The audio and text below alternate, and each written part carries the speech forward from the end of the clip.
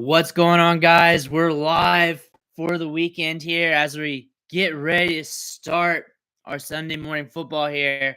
And any sit questions you got, feel free to dump them here.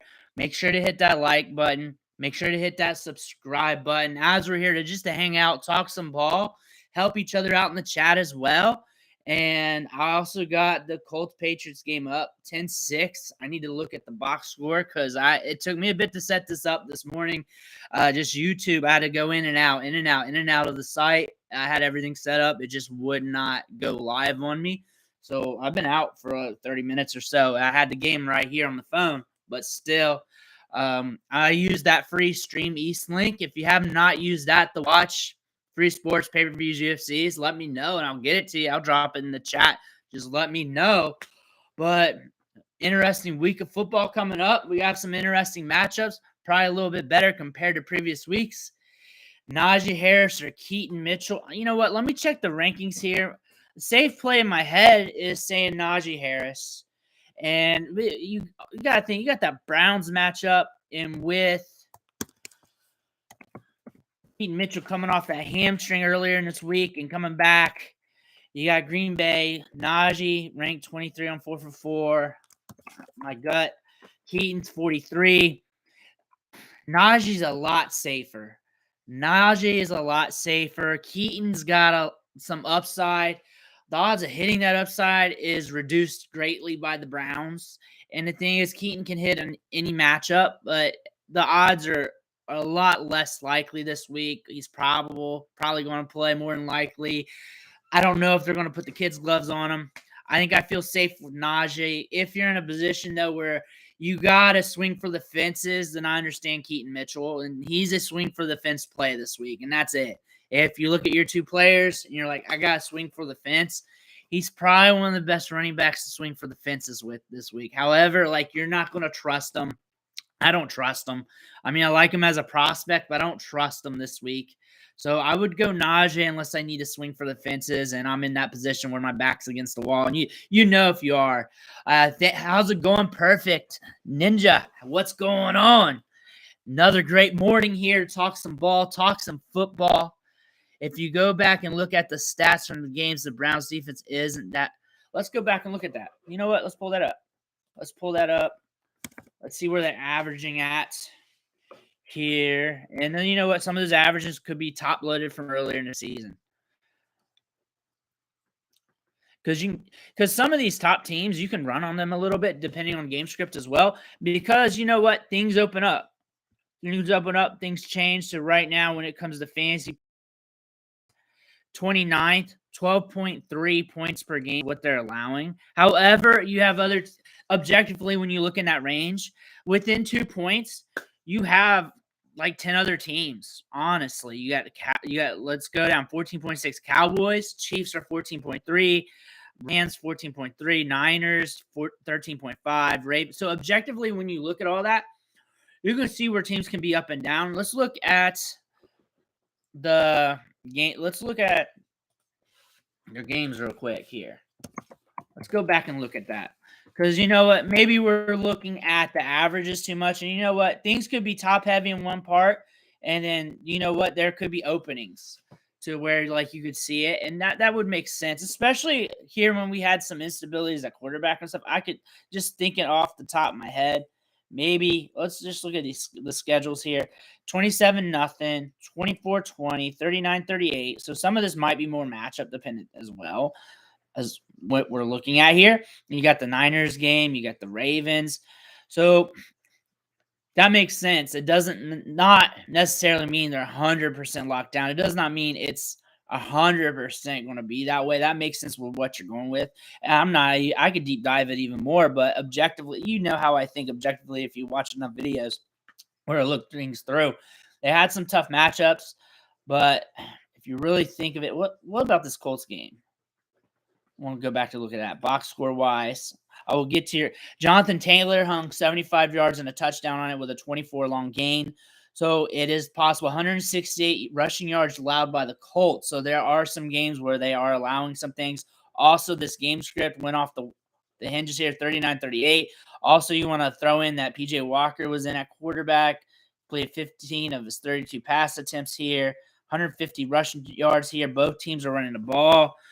Turnover differentials, 2 interceptions in that game. I don't know about the fumbles yet. We also have a PJ Walker fumble not lost. So crazy here. Also, Ravens scripts are known to be a little bit slower.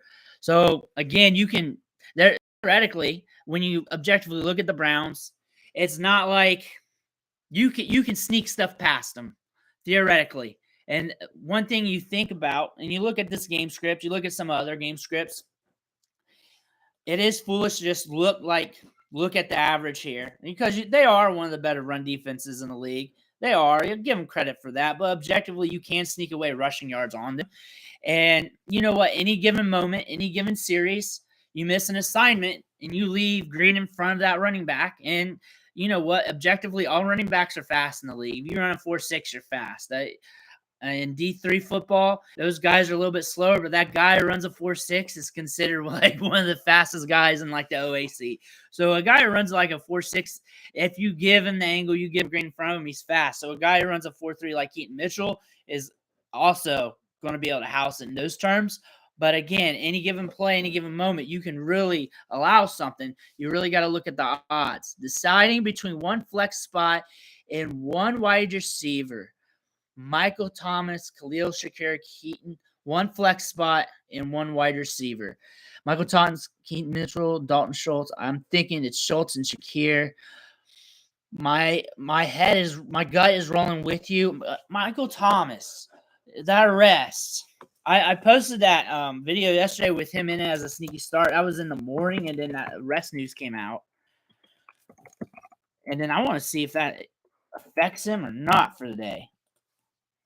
Expected to play, and then his matchup is against Minnesota, but it's against Minnesota. I like Shakir.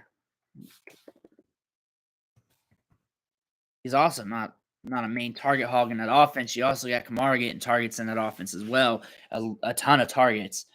So Shakir, last 3 games, Shakir 7 points, 7.5, 11, 15.2, 9.7, and you got Denver. So both of them are in grand situations here. My gut said the same thing. And honestly, my gut said the same thing. I'll look at the rankings. Sorry if I'm taking too long. That's just how I roll. I kind of objectively look at everything, kind of like how I talked about the Browns just a minute ago, because that's how things kind of should be. They got 115 overall players. Michael Thomas is probably somewhere around there. 138. They got Shakir ranked ahead of Michael Thomas. I think it's good to grow with your gut there. I feel good about that. Dalton Schultz with Nico Collins out, you're going to get volume in that game. You're going to get some volume there. And, yeah, I feel good with that. I don't have a lot of confidence in Justice Hill either because, one, the matchup, and then, two, Keaton Mitchell's taking some of that touches. And a lot of people really looked at Gus Edwards when it came to touches. You got to look at like Justice Hill a little bit because him and Justice Hill, they're different players, but they got some similar qualities when it comes to their burst and speed as the off-speed pitch to Gus Edwards. When in reality, when you think about that objectively, Gus Edwards, speed-wise, is more of the off-speed pitch. And we got a super chat. Thank you, Augustin Olivera. Let's look at that. Otten or Jonnu Smith? And that's a good question. That's a good question. So let's think this one through here. Otten or Jonnu Smith? What am I rolling with here? And what? First off, I'm going to look at 4 for 4. They got Kate Otten, wide tight end 17, and Jonnu Smith, tight end 14, and that's against Arizona. And honestly, the projections are tight here, like 0.7 points between the two of them. Tampa Bay. The thing about this matchup between Tampa Bay and Tennessee, it all goes on Will Levis's shoulders here. You're really gambling on that. And the reason why I say that, because if Will Levis can do what he did in that first start and push it downfield, then Tampa Bay is going to have to push it downfield. And that could be an exhilarating matchup right there. That could create more fantasy points in that matchup than what a lot of people are expecting. And Tampa Bay gets in those game scripts where a lot of teams want to throw on them because they're a little bit stingier against the run. You can run on them a bit. You can run on any team a little bit. It's on the shoulders of Will Levis here. And with both these two players, Jonnu Smith's had a bit of a run here, too. Going back to his stats, he's had a bit of a run here. And he's against Arizona. And Arizona gets in these weird game scripts where it could go either way. And Jonnu Smith is an up and down player. And when he's up, he's up. Because look at these last few games. 21 last week. That's against Minnesota. Everybody throws on Minnesota. And then after that, you got Tennessee. You got Tampa Bay. Both of them lower scoring. You got 7 points between those two games in total. 13 against Washington. Houston, 10. 15 against Jacksonville. Then you got Arizona. Arizona, what are they doing against Titans? So I'm going a little bit deeper because of the super chat thing. I don't want to just stay off a whim. I want to give you all the stats to help you make your decision just in case, like the guy I feel like I'm going with, because I'm really arguing against myself in my head too. So Cardinals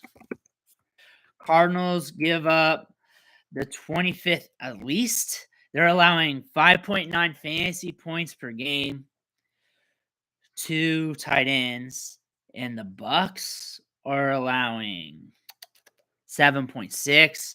The thing about it, defenses, there's no team allowing more than 10 points a game to tight ends. So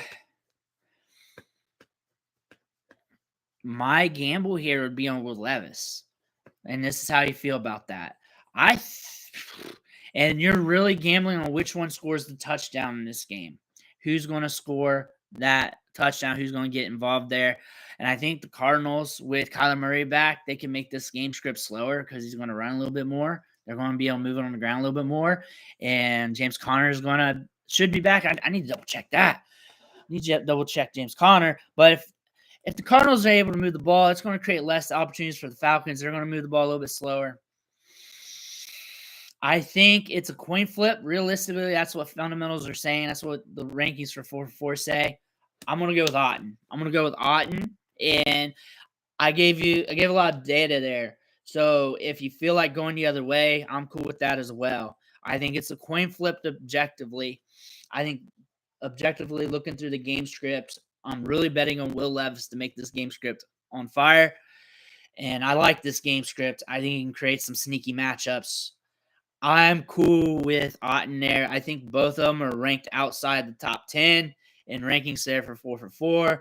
Smith ahead of Otton, but not by much. Projections got him very tight within 0.7 points. I'm kind of leaning against that because I want to gamble on Will Levis. So hopefully that helps.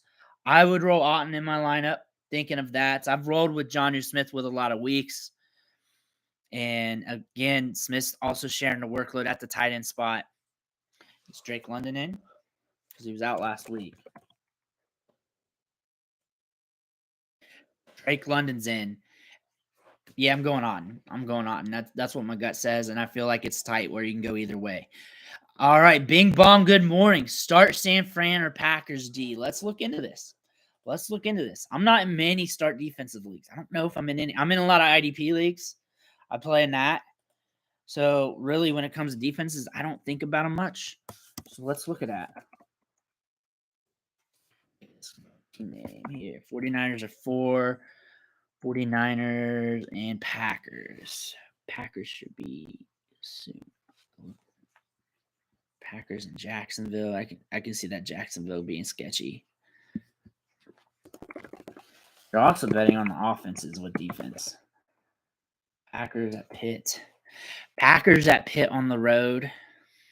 I think I'm going with San Fran. I'm just going to roll with San Fran until they really prove me wrong here. And it's against Jacksonville. They're on the road, and I can see where that could be worrisome there. But I see that Pittsburgh game too. I could see that creating some volume. And I said that in a sneaky start matchup with that game where it could go either way, where it could be really ugly or high-paced. And that's really dictated on Pickett and how they can roll how the other team can roll on that Pittsburgh defense, and it could really roll either way. It's very fragile. I think the Niners are very safe. I think it's safe. I think they may not be as glorious as the other weeks, but I think they're going to be okay. They may allow you a 20 spot, but I think they might be all right. And buys having to run out Naji and Keaton Mitchell. I'll pray for you, Sir on Raff. Yeah, Keaton Mitchell's a home run play. You got a home run play at least, and then Naji, he's in a matchup. Where is that matchup? The Packers. You know what? All you gotta do is cross the goal line. He's getting touches. All you gotta do is cross the goal line a little bit. This might be a game that I was talking about, that game script that might do more than expected, but might be uglier than expected. I imagine it's either going to be on either end of the spectrum. Flex spot, Gus Edwards, Ford, or Irwin. Irwin of the Bengals. Irwin's was getting those air yards earlier. Let's look at this. Gus Edwards, Ford. Gus Edwards. From Ford. Edwards. Both of them not. I mean, I think it's a toss-up between Jerome Ford and Edwards. And Irwin's a sneaky play. That's the thing about him against Houston.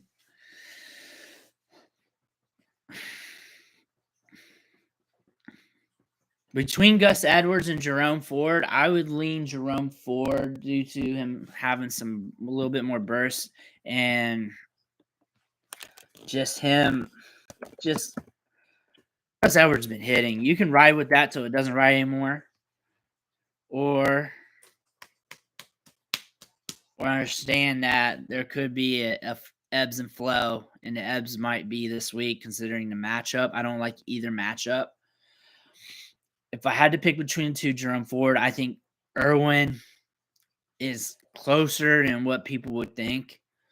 I feel safe with Ford. If you want to gamble and shoot for upside because he is in a better situation, Irwin. But if you want to play it safe between those two running backs, you can really choose either one. I would go with Jerome Ford. If you wanted to go for upside, your back's against the wall, you're one of those teams because both these running backs may not even do much. They may get you a 10 spot. They may get you 11 spot. And if that's what you're looking for, if you're okay with that, then Jerome Ford is the one I'd lean into. Gus Edwards is okay as well. It's a coin flip. I just prefer Ford. And then if you want to shoot for upside, just for something sneaky, if your back's against the wall, if you're one of those middling teams and you're trying to go up against a tougher team and bye weeks are hurting you and stuff, maybe the upside play is Irwin and you hope for the best, and it really depends on the rest of the lineup. But that's how I kind of look at that. Flex, Keaton Mitchell or Drake London, full PPR. I feel a lot safer with Drake London. I feel a lot safer. Like, I know, like, when it comes to that, like, the thing is, the Falcons are a headache. I'm sure they're going to say the same thing. 95 overall, Drake London. Keaton, 154. I feel a lot safer with Drake London. I feel like he's a safe play. I think he's got upside, too. I think he's going to get target share. He always gets target share. He gets air yards. It's just the Falcons are up and down. Keaton Mitchell's coming back from a hamstring, and he'll probably be in the game. His snaps might be limited due to that. And it might have been just sore. They might have been just giving him a little rest. But we'll have to wait and see. The matchup is also a little scary there as well. This could be just a slower game because these are two teams that could just slug it out. I feel safer with Drake London. Taysom Hill or Evan Ingram, another good tight end question. I love it. So let's look at that. Taysom Hill, Evan Ingram. So Evan Ingram's got the Niners, right? And then so they're really close with each other. The thing about Taysom Hill, it's eventually going to run dry, but as a player you want to run with till it does run dry. Evan Ingram, the time to not start him is probably against a team like the Niners, and that's probably what's going through your head. He's getting 5.4 catches a game. Taysom Hill's not getting much catches, but he's also running the ball a lot. Taysom Hill is going to be in a matchup. I'm going with Taysom Hill. And with these tight ends, they go either way. And that's just how the tight end position runs. It makes it really harder to pontificate here. But really, when you think about it, Taysom Hill's just in the better matchup. And Evan Ingram could get some extra targets in this game due to them having to progress it a little bit more. But when you think about it, and it's a lot like betting on fighters. Like you get like an Anderson Silva who's just on that run, and Taysom Hill's on a good run here these last few weeks. You just keep betting on it till it goes dry, and he is on a good run, and I'm just going to bet on it till it goes dry. And if it goes dry, then I'll play those questions next week. But he's on a good run, and he's in a good matchup, so I'd probably roll with that. And 4-4 says it, but it's very tight with the rankings. What's next here? Who am I next? So let me check up. How do you feel about Jamar Chase? Jamar Chase is in, and I'm not as confident, but if I have him, I'm just going to start him and see what happens. He seems like a player that guts it out, so I don't see him coming off the field unless he needs to come off the field. And I feel like the targets will roll his way. Joe Burrow's been looking better. And this is going to be a matchup where Houston's going to want to push the pace. And if they can, then this could be a fire game. And Jamar Chase is going to be concentrated with targets if he's looking good. So I don't feel as good about him as usual. But if I have him on teams, I'm just clicking that button and I'm rolling on to the next thing and not thinking twice. Bing Bong, thank you for watching. I appreciate you as well. Combat Cash Club. Do you watch MMA? I love MMA. What's up, man? Love the vids. I'm in a tough spot. Okay, Gabe Davis, Zay Flowers. That is a tough one because Gabe Davis has that upside. I get that. I want to cross reference here because Gabe Davis went in my gut. I'll say that much. My gut said Gabe Davis. But I want to cross reference. Gabe Davis, 34. They do have Gabe Davis ahead of Flowers. Gabe Davis, Denver matchup. I see Zay Flowers out targeting Davis, but I see Davis getting more opportunities for deep balls, and I see Davis having more upside. Do you need upside? If you need upside, I'd go Gabe Davis. I think Zay Flowers, I think he can do something in this matchup. I really do. I think he can get some targets, and if he can get the possibility to get some yak on some of those, I think that could happen. I think this could be a slower game, though. That could limit that. Just Gabe Davis in that matchup. I like that matchup. My gut said it too. And usually I roll Zay Flowers in those types of questions. So the fact that my gut automatically went to Gabe Davis kind of says something as well. That's one you could go with your gut with because I know Zay Flowers just leads that team with targets. That could lead to a touchdown. That could lead to some yak. Gabe Davis, yak in a matchup where it should be ugly. In a matchup. So I think I'd lean Gabe Davis, especially if you need the upside, especially if you need that. Josh Reynolds or Keaton Mitchell. How about I pray for you? I'm sorry. That's let me look at this. Josh Reynolds. 136. They are ranked tight with each other. Keaton Mitchell, 154. They got Josh Reynolds ahead of Keaton Mitchell. Makes sense because of that matchup. You got the Chargers there. Keaton Mitchell sharing the work between two other running backs, and it's going to be a committee, and he's a lottery ticket every time he touches the ball, every time he touches it. And it doesn't really matter the matchup, but the matchup kind of dictates the odds. So I think Josh Reynolds is safer. I think he's going to be safer. Looking at his targets lately, 1-3 and 1-3-3, but those matchups though, 1-5, the pace is slowing down on him. Dice roll, they say it's a dice roll as flex on Rotoballer. I think he's a little safer, but not much. That being said, Keaton Mitchell's more a home run threat. If I got to hit a home run, if I got to swing for that fence, and I know I'm probably going to strike out, I'm going to roll Keaton Mitchell. I'm going to hit that. If I want to play it safe because I know he's going to get a target, and he always catches a ball in every game. If I just need a little bit of something, I need that guaranteed. If I just need a little bit of points, even if it's like 8, and I'll take that, Josh Reynolds, because Keaton Mitchell's got that hamstring. I do not know what's up with that. I know he's going to be on the field, should be okay, but hamstrings are hamstrings. That can just go on one run. That just can go, and he's fast. He's a 4.37 guy. So if you need a little bit of something, Josh Reynolds. If you want to just gamble for upside, swing for the fence there, Keaton Mitchell. And that's how I would look at it, like that. I'm a gambler. I would do Keaton Mitchell. And because he's only had Josh Reynolds really had 2 games where he won your matchup this year, unless you count that 12 spot in week 1. Outside of that, he hasn't really been a factor, even though he's scoring points. And if Keaton Mitchell scores a 0 and you're shooting for that home run swing and Josh Reynolds gets you 8, it's really not going to be much of a factor there. So maybe you want to try to swing for that fence right there and hit that home run. That's what I would think of it that way. Flowers, I'm trying to play. So Keaton Mitchell and Zach Charbonnet, looks like twice there. And I think maybe one on the bottom. That's a good question. Let's look at the matchups here again. A toss-up on touches and snaps here. And Seattle wasn't running the ball well last week. So a lot of people want to go against that. Charbonnet, 33. Washington. And then you got Keaton, 43. My gut went to Charbonnet. They're saying Charbonnet. I think the snaps should really revert back to somewhere they should be, if not a little bit more towards Charbonnet getting more than what he used to get. Somewhere around 60-40 should be something like that. I like the Washington-Seattle game script. I would bet on the Washington-Seattle game script here that he gets something.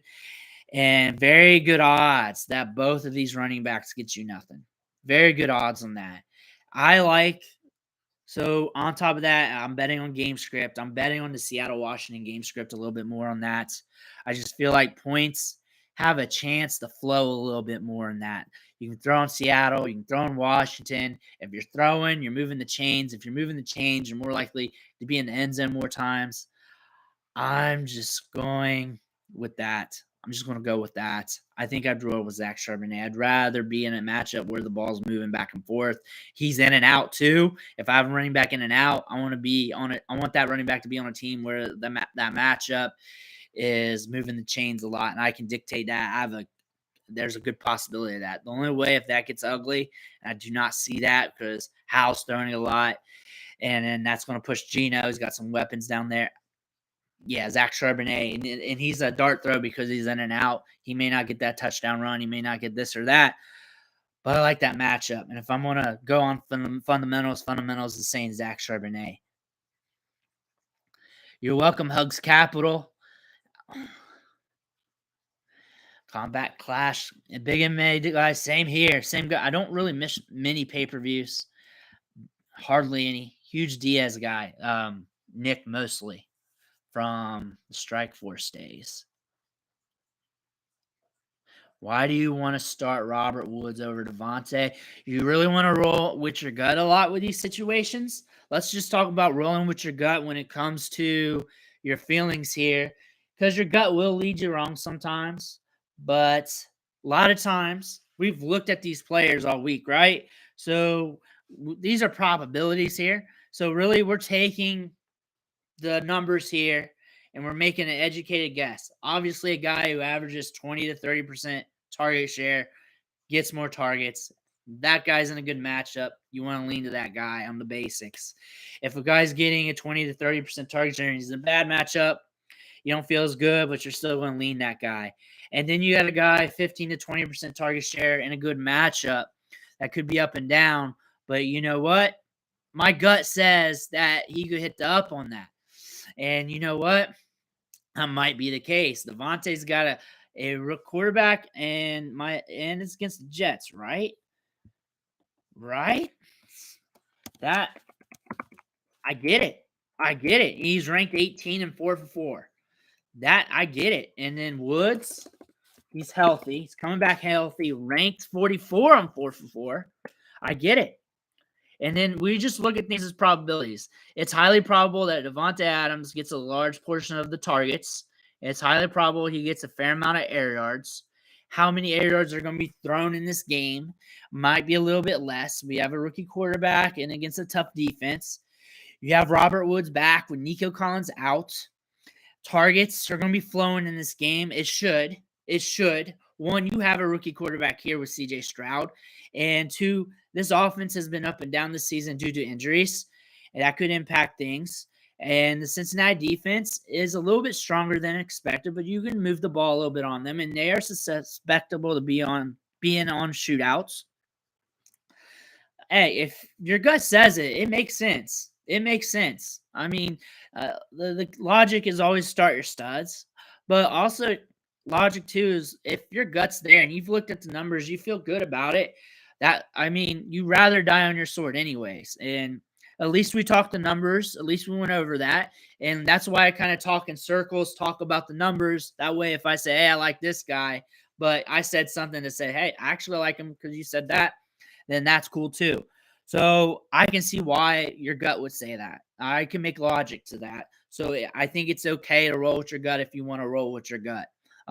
Fundamentals said to roll with Devontae because you know he's going to get target share, but your gut is saying different, and your gut is looking at the matchup on both ends, and they're looking at Nico Collins being out, and Robert Woods could get more targets than expected, and that's okay, and that's okay to do. Let's see. Taysom Hill as well. Ugly choices, Noah Brown or Tyler Boyd. Let me double check T. Higgins. Let's make sure he's not doing a magical feat here or something because I was feeling that he was out. T. Higgins won't play versus Texans. That's what I was thinking. I wanted to double check that. So it's a small sample with T. Higgins out, and it's usually up and down. And we also have a matchup here that could flow targets.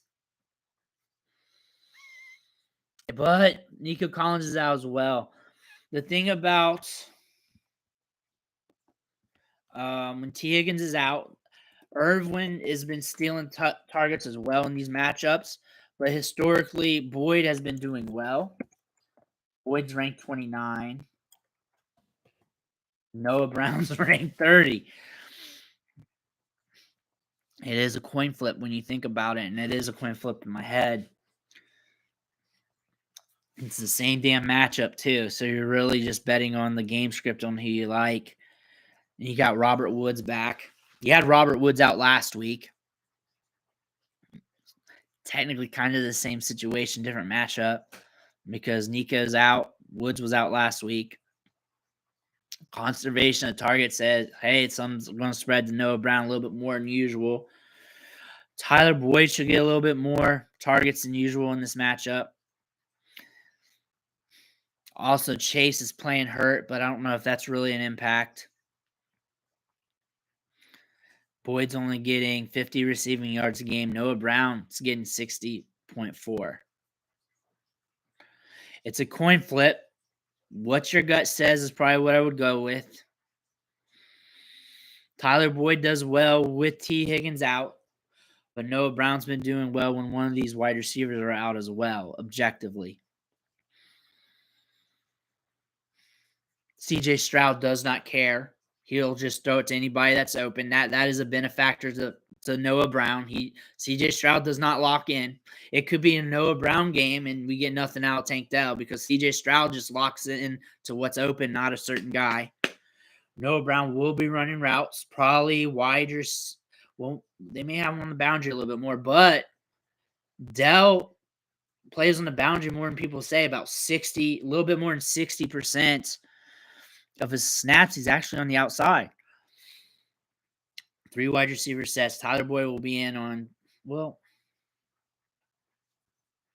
Noah Brown, but I'm not confident with it, and it's a toss-up. Whatever you want out of that, whatever your gut's saying, I would go with. That's what I would do.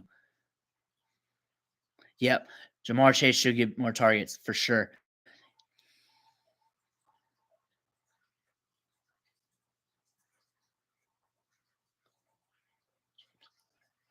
James Conner, James Cook, Devontae Adams, Drake London can start too. So Cook and Conner. Connor's in. The thing about Connor, if I was the Cardinals, I would milk the shit out of him. I would milk the shit out of James Conner. He's 28 years old. How much more I got out of him, I don't know.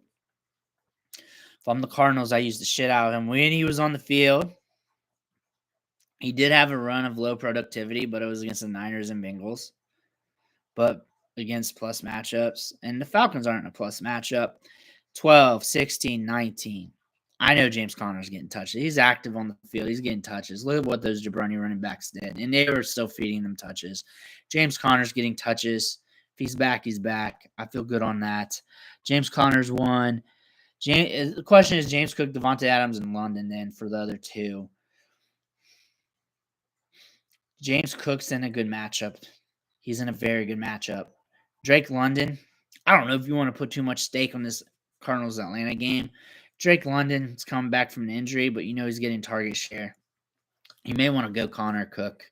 You may want to go that. Devontae Adams, he's going to get target share too. How about this Connor, Devontae Adams? And Adams, if you want to play it safe.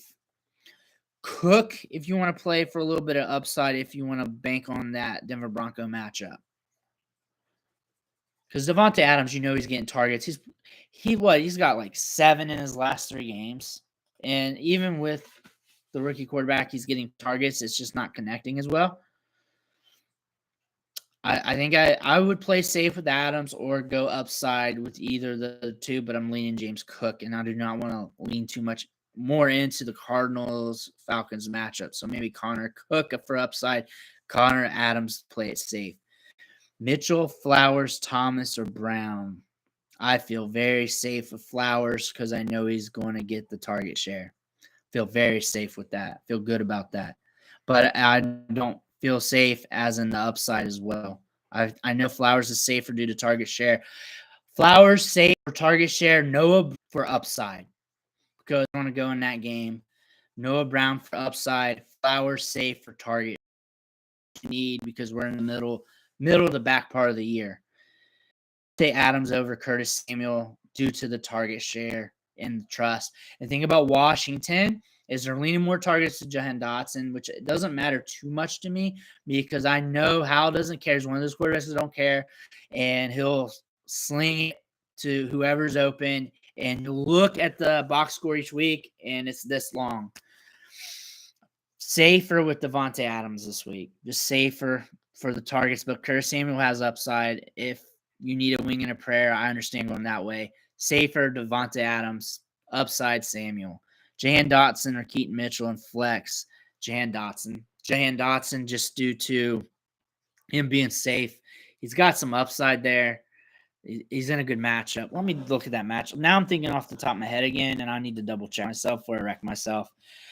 I know that matchup's good, though. I know that matchup's good. Wide receiver 20, Seattle. Yeah, definitely Jahan Dotson. Thank you, Brian DeMar. Thank you, Prey. Thank you, Noah. Thank you, Frank. Keaton Mitchell or Noah Brown. Both of them are a lot of tickets with upside here. I feel a little safer with Noah Brown, but if you want to go Keaton, I'm cool with that as well. It's really depending on how these games are going to flow. I think Noah Brown's in a little bit better matchup, but with these two players, high fragility. Whichever one your gut's telling you, if it's saying Mitchell, go with it. If it's saying Brown, go with it. Shade safer with Brown. Thank you, Charles. Thank you for watching. Should I play McBride or Mitchell?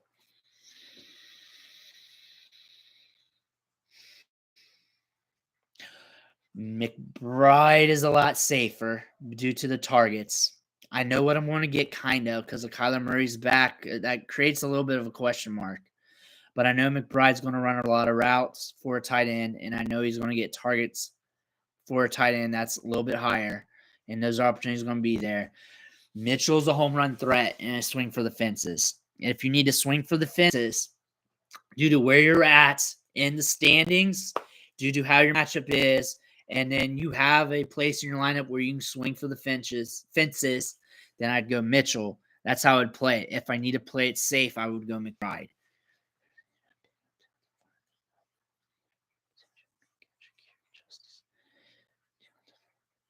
I think there's some value of picking up Deontay Foreman because he's getting touches and he's getting opportunities.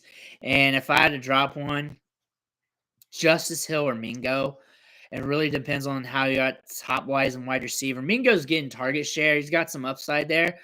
Don't trust the offense as much. I like Shakir as a dart throw on the weekly. And Zay Jones gets target share when he's healthy in that offense. Kind of want him as a stash. Justice Hill, the big risk is Keaton Mitchell in that offense now for him. Big risk there.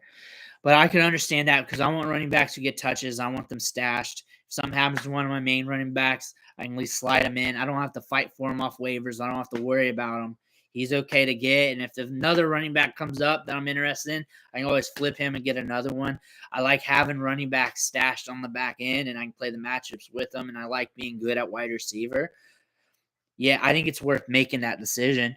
12-man in my flex, McBride or Mitchell. I think I answered that one. I'm sorry, but I said upside, Mitchell, safe, McBride. Kyler Murray or Derek Carr. Should I start Barkley over Gibbs, Jahmyr Gibbs? Oh, that's a damn good question.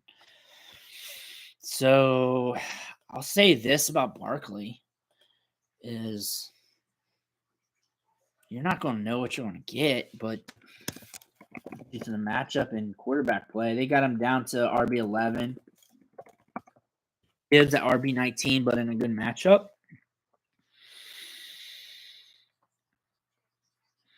Barkley's safer because you know he could get a shit ton of touches. Gibbs has upside due to this matchup. Running backs can score in the Chargers, and he should get a little bit more touches than what he was in the start of the season. But he's not going to get all of them back than what we were used to. They even got him and Montgomery neck to neck in the rankings here. So I would play it safe with Barkley because I know he's going to get a shit ton of work here. I know he's going to get a lot of opportunity. He could rush for 50 yards and catch 6 balls for 30 yards and be productive for you in this matchup, even though it's ugly. They got him ranked a considerable amount ahead of Gibbs, too. Gibbs got some downside because you do not know what his touches are going to be like. He might get a good volume, but you don't know what his touches are going to be like. I would go Barkley over Gibbs, play it safe. I think Gibbs is also a home run threat, so that could go the other way. It's also a little bit of a coin flip there as well due to that. But I think I would lean Barkley if I don't need to hit a home run. I know Barkley's going to get me a little something there. I think he's good for like points and maybe more. It's not like the Giants are going to get shut out to 0 points. That could happen. It could happen. But they're going to score a little bit. Who's most likely to score on this team is probably Barkley. They're going to give him a shit ton of touches. A lot of these touches might be all over the place too, but he might do most of his work in the middle or the latter part of the game. I think Barkley's okay. I think he's safe. You need to hit a home run, though, and swing for the fence. Gibbs might be able to do that against this Chargers matchup. So that's something I'm looking at as well.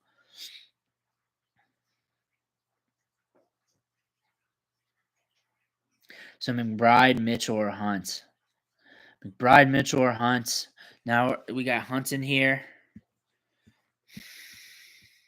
So you got that Ravens matchup. So with Hunt, you're hoping to cross the goal line, kind of similar to Mitchell. I think McBride, I think Mitchell's got that home run factor that you could swing for the fences with. McBride, I know he's going to get some targets in this game. And we know Hunt's safer than Mitchell. Mitchell's got more upside than Hunt.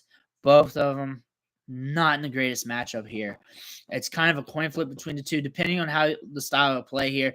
And then McBride and Hunt's kind of like in a similar situation here because one, he's a tight end, but he's also running a good amount of routes and getting targets. If you're safer, if you want to feel safe, I think I'd still roll McBride as a safe play.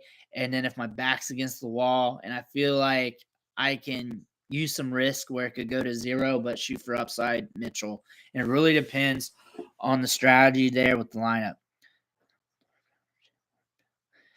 Noah Brown or Jalen Warren at flex. Noah Brown or Jalen Warren at flex. I see he also asked Gabe Davis, JSN. Gabe Davis is safer and has upside. JSN, it's a little bit of a coin flip. Gabe Davis is my gut play there. Noah Brown or Jalen Warren at flex, depending on the PPR here. I think that one's tighter than what I think in my head.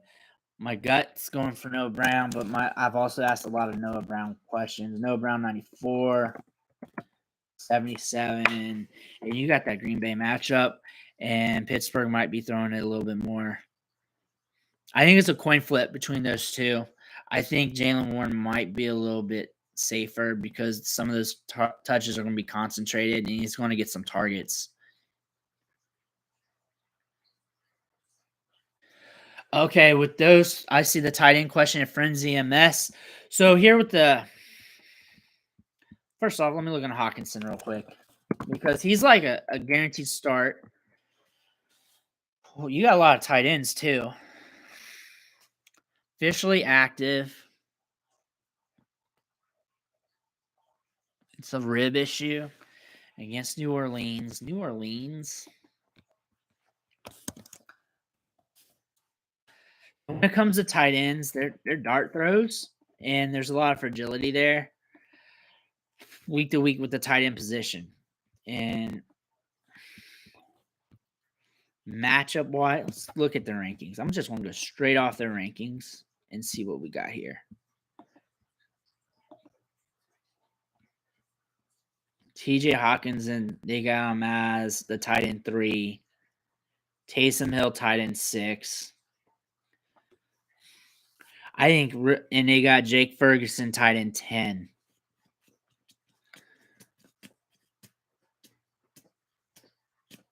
If I'm a young quarterback, if I'm a quarterback on a new team, I'm gonna be targeting my tight end. But you got fragility there. You also got for a Hill. You're starting him until he doesn't produce anymore, but that could be soon because he's producing a good fair amount of games. Jake Ferguson, he gets targets. So the thing about these guys, it's coin flip between all of them. I would honestly lead Hawkinson. I'm not worried about the injury. If it's worried about you, if you're worried about the injury, you may want to go Ferguson because I know he's going to get targets. If your gut's saying I'm worried about Hawkinson, and if it's between Hill and Ferguson, it's a coin flip between them. Hill, you can start so the well runs dry, or you can roll with Ferguson because he's a little bit safer because he gets targets and he's consistent. He gets a lot of red zone looks. One of the top tight ends in the league for red zone looks. You're welcome. Fournette, let me look up Fournette. I'm sorry I jumped the line there. It just popped up and I was interested in that. So, what are they saying? The last news blurb here on Sleeper says he won't play in week 9. Probably just got a hold tight bit. I don't know if they're really talking about him much until they need to talk about him. That's probably. Let me check Twitter real quick. That's the next quickest place. I imagine they're going to put him out this week. I imagine. I don't think they've guaranteed it yet. Nothing up here. It sucks. They need to put the credible news sources at the top. Okay. Okay, people are asking for updates on Leonard Fournette to Adam Schefter. That's one thing I'm seeing. So I'm taking it. Someone asked somebody if Leonard Fournette's active today. It's Monday night, though, so they got an extra day to figure that one out. I imagine he's at least going to be active. I imagine, but I don't know. And I imagine they haven't said any.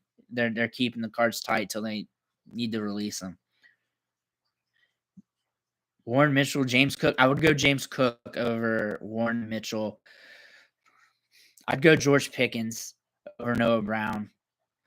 Curtis Samuel for that upside. Go for that upside. Yep. Curtis Samuel. Love me some Curtis Samuel. I'm a Ohio State guy, though, so I might be biased. Got a little Craig Krenzel down there. Got a little Eddie George right there. So I might be biased. So thank you for loving the show. Frenzy. Is Fournette playing? I already answered that one. So it might be, might not. They haven't released anything. Devin Singletary or Zach Charbonnet full PPR. That's not a fun one.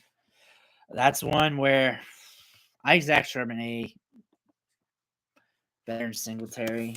I think Singletary is guaranteed for more touches. You got them ranked right beside each other. They got Singletary ranked ahead of him by 2 spots. Not a good look with Pierce out, right? That's not a good look. That's not, man. If you've got him ranked right next to backups, what I thought.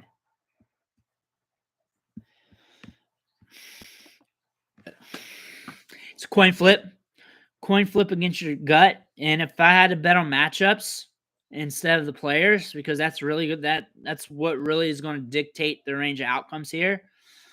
I'd bet Zach Charbonnet. I think the Seattle Washington game is going to score more points than not necessary points, but I think let's look at it as more like pass attempts and fantasy scoring. I think it's going to allow more fantasy contributors than I think Houston and Cincinnati can score a lot well. If Houston's moving the ball, they're throwing it, and you need Singletary across the goal line.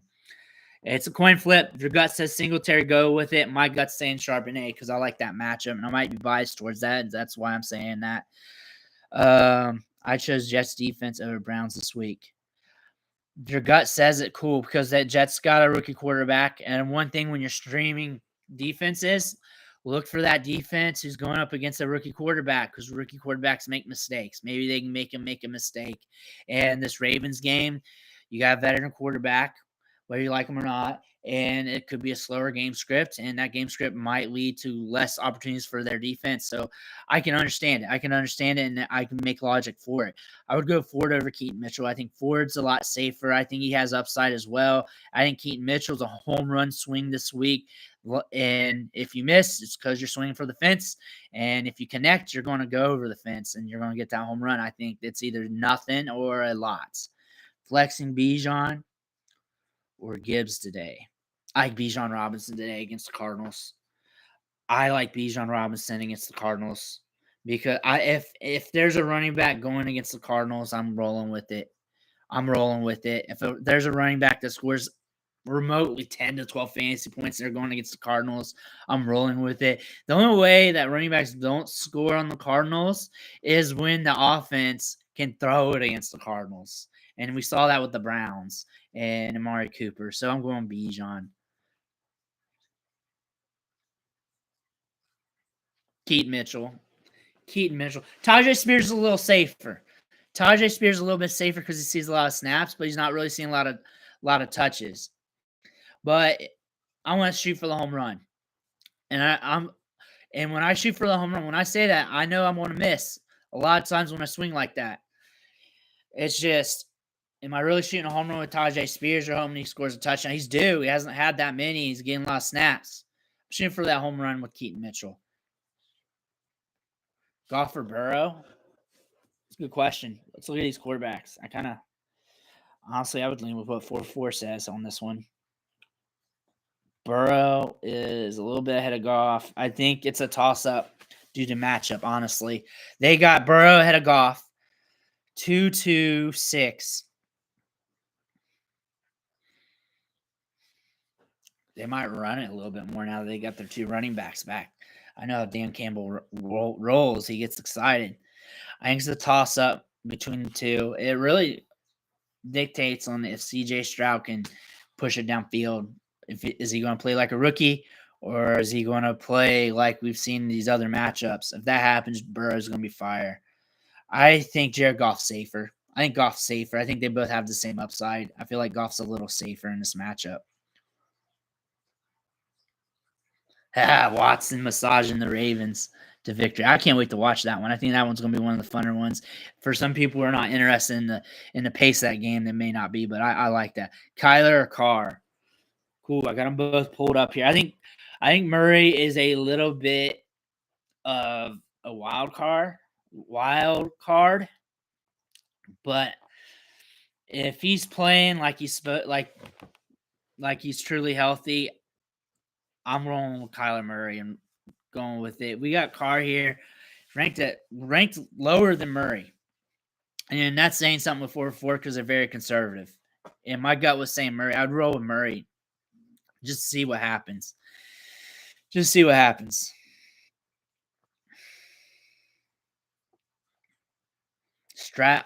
me, it'd be more like Stroud versus Howell. I feel kind of safe with Stroud.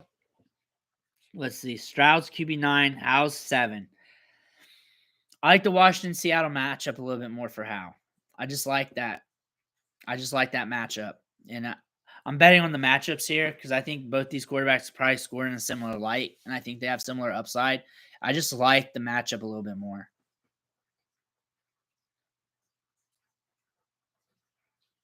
Yeah, I mean Robert Woods, stud, and he was getting a lot of targets earlier this season. He was pushing about 20%.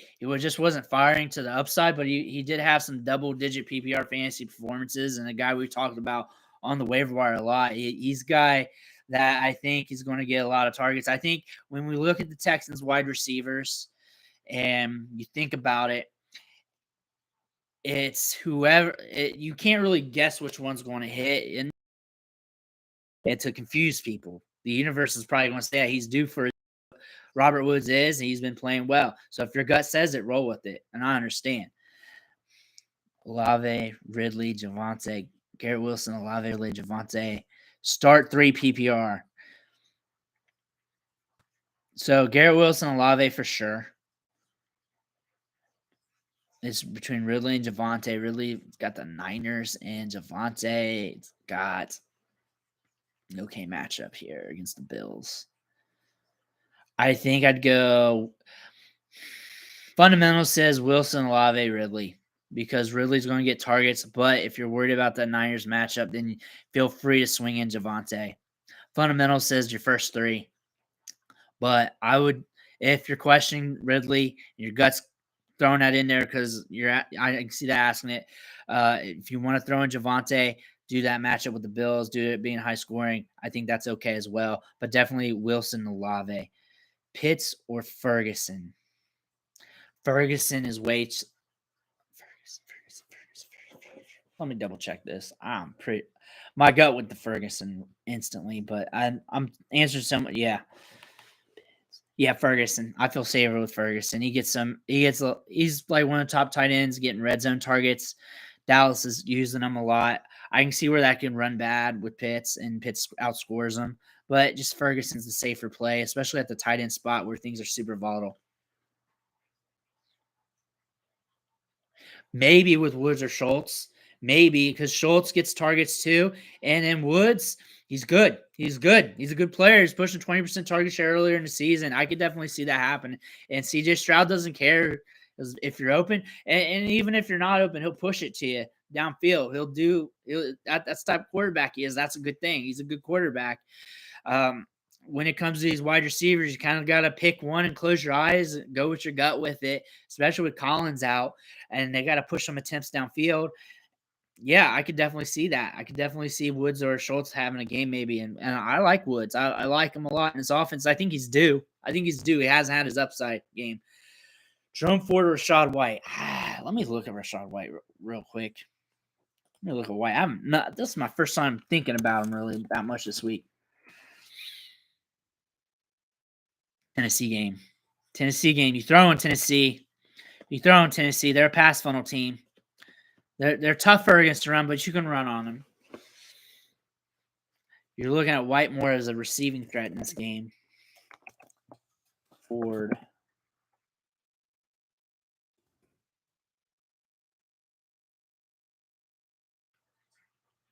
Ford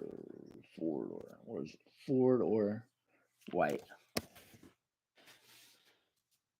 White.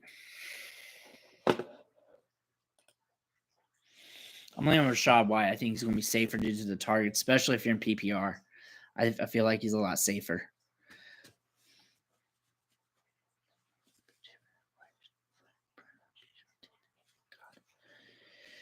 Two running back, one wide receiver. That's Brian. Bijan, one running back. For sure. Toss up between Brian Robinson and Madison. My gut's saying Brian Robinson because I like that matchup he's in. One wide receiver, Godwin, Lockett, Tank. Godwin. I feel safer with Godwin. He still has upside, even though the matchup's not optimal. CJ Stroud or Herbert. I think I'm going to fundamentally just roll with Herbert due to the pure fundamentals of that and the volume they're in. And yeah, 4-4 says the same thing. They got Herbert ranked ahead of him, even though it's kind of tight. I'd go Herbert, Hawkinson, or Schultz. Then Ayuk or fundamentals would say Hawkinson over Schultz. Tight ends are usually dicey, and you can do the coin flip with that. If your gut's saying different, since it's a coin flip, you can roll Schultz. Hawkinson is definitely the fundamental play. Ayuk or Kirk. Ayuk targets and upside there. Kirk, there's a little bit of a coin flip there, but I'd roll Ayuk. I feel a little safer with him due to the volume of targets that's going his way and the target share he's getting. That's a good one. Wilson or might be Wilson. Might be Wilson. And they got Wilson ahead of him. My gut said Wilson. Then I looked at 4-4 rankings, which is more conservative. So I like to bounce ideas off them. They're going with Russell Wilson. It's tighter because they got Carr ranked at like 19, Wilson at 13. But that Buffalo Bills game script is what I'm leaning to. Do you start Keaton Mitchell? I only start Keaton Mitchell if my back's against the wall and I need to swing for the fences. And you'll know that if you're starting like RB 40s and 30s and 50s and you're deciding between those. If you are, then you're probably starting Keaton Mitchell. But you're not making any outlandish moves with them. And it really depends on where you're at. Keaton Mitchell might be a guy you're just watching right now on the back of your bench because he's that upside play, he's that stash. But right now he's a swing for the fence play, which was more than what he was prior to that.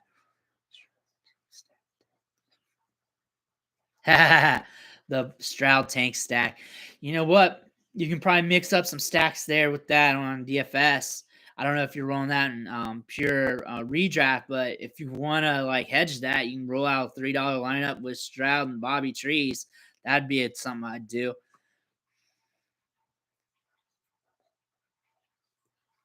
Yeah, Kyle Phillips. Yeah, he got 5 targets last week, getting some volume, some opportunity. And you do have Devin Singletary. Devin Singletary, he's going to be getting touches. Him versus Keaton Mitchell, he's going to be getting touches, right? You know you're going to get a little bit of something out of Devin Singletary. That's something, may not be much. So you got to hope for Singletary across the goal line, and that may not happen.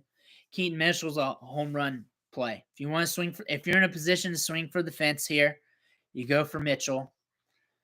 Devin Singletary, if you know what, I feel okay with my lineup. I'm in a tight matchup. I can't afford to miss out on a few points. I'll take a handful of points from Devin Singletary. That could be 5, 6, 7, 8 to 10, 12 at the highest, probably. Keaton Mitchell is, if for whatever reason, if the Browns miss an assignment, there's green in front of him and he houses it.